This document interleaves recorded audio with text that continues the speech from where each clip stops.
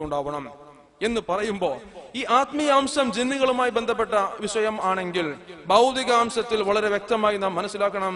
ഒരു മനുഷ്യൻ മൂത്രമൊഴിച്ചുകൊണ്ട് നിൽക്കുമ്പോൾ, അവന്റെ ശരീരത്തിൽ നിന്നും വിസർജ്യം പോകുമ്പോൾ അഥവാ മൂത്രം പോയിക്കൊണ്ടിരിക്കുമ്പോൾ, ആ മനുഷ്യന്റെ ശരീരത്തിലെ സകലമാന കോശങ്ങളും റിലാക്സ് ചെയ്യുകയാണ്. റിലാക്സേഷൻ, ഒരു ടെൻഷനും ഇല്ലാത്ത അവസ്ഥയാണ്. അതിൽ യൂറിൻ പരമാവധി പോയിക്കൊണ്ടിരിക്കുമ്പോൾ മനുഷ്യ ശരീരത്തിൽ മൂത്രം സംഭരിക്കപ്പെട്ടിട്ടുള്ള അടിവയറിന് തൊട്ട് താഴെയുള്ള ഒരു ഭാഗം, അടിവയറിനോട് ചേർന്ന് അടിവയറിൽ പിടിച്ചാൽ കാണുന്ന ഭാഗം, ആ അടിവയറിനോട് ചേർന്നുള്ള വയറിലെ ആ ഭാഗം, അവിടെ യൂറിനറി ബ്ലാഡർ എന്ന പേരിൽ ഒരു സഞ്ചിയുണ്ട് ശരീരത്തിനുള്ളിൽ. യൂറിനറി ബ്ലാഡർ അഥവാ മൂത്രസഞ്ചി. ഈ മൂത്രസഞ്ചിക്കുള്ളിലേക്കാണ് യൂറിൻ ഇങ്ങനെ ഫോം ചെയ്ത് കിഡ്നിയിൽ നിന്നും യൂറേറ്റർ വഴി താഴേക്ക് ആ മൂത്രം വന്ന് അവിടെ നിറയുന്നത്. അതിന്റെ 1/4 യൂറിൻ നിറയുമ്പോഴേക്കും ആ യൂറിന്റെ ഭാരം കൊണ്ട് അതിന്റെ അടിയിലുള്ള ഒരു മസിൽ, ട്രൈഗോൺ എന്ന പേരുള്ള ഒരു മസിലിന് വെയിറ്റ് തോന്നും.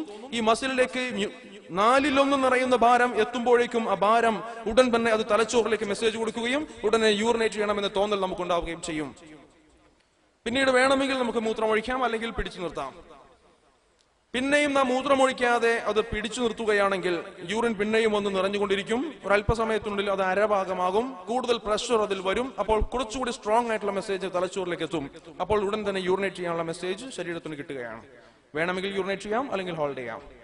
വീണ്ടും നാം യൂറിനേറ്റ് ചെയ്യുന്നില്ല അഥവാ മൂത്രമൊഴിക്കുന്നില്ല എങ്കിൽ പിന്നെയും പിടിച്ചു നിർത്താൻ മനുഷ്യന്റെ ശരീരത്തിൽ നൽകിയിട്ടുള്ള ആ മസിലുകളുടെ ശക്തി കൊണ്ട് പറ്റുമെങ്കിൽ വളരെ വ്യക്തമായി നമുക്ക് മനസ്സിലാക്കാൻ പറ്റും. അങ്ങനെ ഏതാണ്ട് 3/4 ഭാഗത്തോളം നിറഞ്ഞു നിൽക്കുകയാണെന്ന് കൂട്ടിക്കോളൂ. അപ്പോൾ ആ മനുഷ്യൻ മൂത്രമൊഴിക്കാൻ തയ്യാറായി. അവൻ മൂത്രമൊഴിക്കാൻ തുടങ്ങുമ്പോൾ ഈ യൂറിൻ സംഭരിക്കപ്പെട്ടിരിക്കുന്ന യൂറിനറി ബ്ലാഡർ അഥവാ മൂത്രസഞ്ചി, ചുരുങ്ങിയിരുന്ന മൂത്രസഞ്ചിയിലേക്ക് നിറഞ്ഞിരിക്കുന്ന യൂറിൻ കൊണ്ട് വളരെയധികം ഉൾവശം നിറഞ്ഞിരിക്കുന്ന ആ സഞ്ചി, ഒരു മനുഷ്യൻ യൂറിനേറ്റ് ചെയ്യാൻ തുടങ്ങുന്നതോടെ സഞ്ചി അങ്ങ് വികസിക്കുകയാണ്. അവന്റെ അടിവയറിന് തൊട്ട് താഴെയുള്ള ആ മൂത്രസഞ്ചി വികസിക്കുന്നു. ശരീരത്തിനുള്ളിൽ നടക്കുന്ന മാറ്റമാണ്. വികസിക്കുന്നു, റിലാക്സ് ചെയ്യുന്നു. യൂറിൻ സ്വാഭാവികമായും യൂറിത്രയിലൂടെ പുറത്തേക്ക് പോകുന്നു. അങ്ങനെ ആ യൂറിൻ പോയിക്കൊണ്ടിരിക്കുമ്പോൾ ആ മനുഷ്യൻ ഇരുന്നു കൊണ്ട് പതുക്കെ മൂത്രമൊഴിച്ചാൽ ഇതിന്റെ വികസനത്തിന് ഒരു കൺട്രോൾ ഉണ്ടാവും. അതേസമയം ആ മനുഷ്യൻ മൂത്രമൊഴിക്കുന്നത് ഒരു പൊത്തിലേക്കാണെങ്കിൽ ഇത് വളരെ എളുപ്പത്തിൽ മനസ്സിലാക്കാൻ ഏറ്റവും നല്ല മാർഗമുണ്ട്. അതൊരു കുപ്പിയിലേക്ക് മൂത്രമൊഴിച്ചാൽ മതി, അറിയാൻ പറ്റും. കുപ്പിയിലേക്ക് മൂത്രമൊഴിച്ചുകൊണ്ടിരിക്കുമ്പോൾ മൂത്രം ഇങ്ങനെ പതഞ്ഞു വരും. സ്വാഭാവികമായും സാധാരണഗതിയിൽ മൂത്രമൊഴിക്കുന്നതിനേക്കാൾ എന്തോ ഒരു വല്ലാത്തൊരു സുഖം, കൂടുതൽ മൂത്രം പോകണമായിട്ട് നമുക്ക് തോന്നും. കുപ്പികളിൽ മൂത്രമൊഴിക്കുമ്പോൾ ടെസ്റ്റ് ഉണ്ട്. പൊത്തിൽ മൂത്രമൊഴിക്കാൻ പാടില്ല എന്ന് പറഞ്ഞിട്ട് പൊത്തിൽ മൂത്രമൊഴിച്ച് പരിശോധിച്ച് നോക്കാൻ പറഞ്ഞാൽ ശരിയല്ലല്ലോ. ഒരു കുപ്പിയിലേക്ക് മൂത്രമൊഴിച്ച് നോക്കിക്കഴിഞ്ഞാൽ ഈ വിഷയം അറിയാം. അഥവാ യൂറിൻ പോയിക്കൊണ്ടിരിക്കുന്നത് അഥവാ നിറയുന്നത് ഒരു പൊത്തിലേക്ക് ഒഴിച്ചുകൊണ്ടാണെങ്കിൽ അവന്റെ യൂറിനറി ബ്ലാഡർ അനിയന്ത്രിതമായി വികസിച്ചിരിക്കും.